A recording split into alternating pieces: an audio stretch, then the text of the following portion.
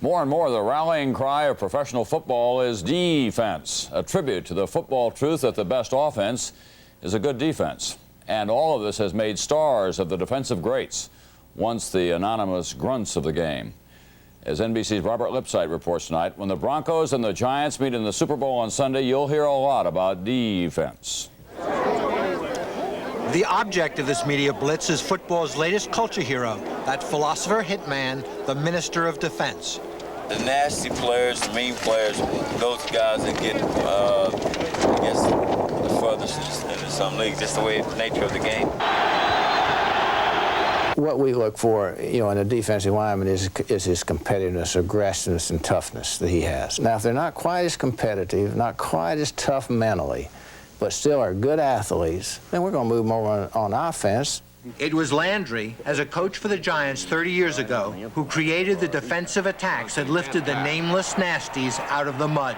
We had a great defensive team in New York. And New York, back in the 50s was the center of all news, all television, all everything, really.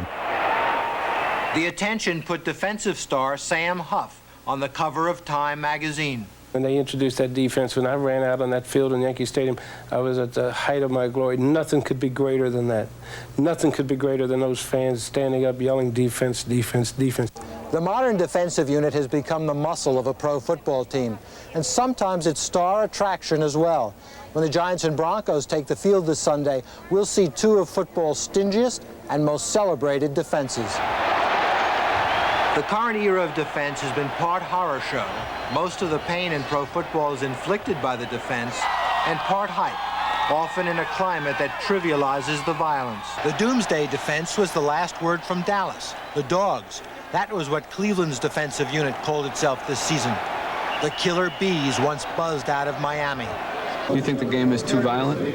No.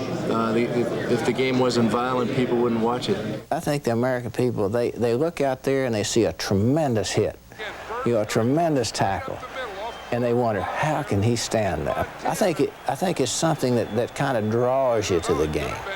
To make those bone-crunching hits, defensive players have to psych themselves up with artificial rage and fear.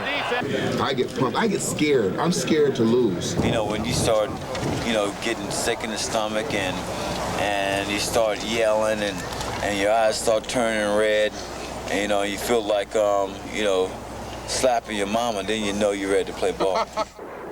For the Giants and the Broncos, Super Sunday won't be Mother's Day. Robert Lipsyte, NBC News, Pasadena.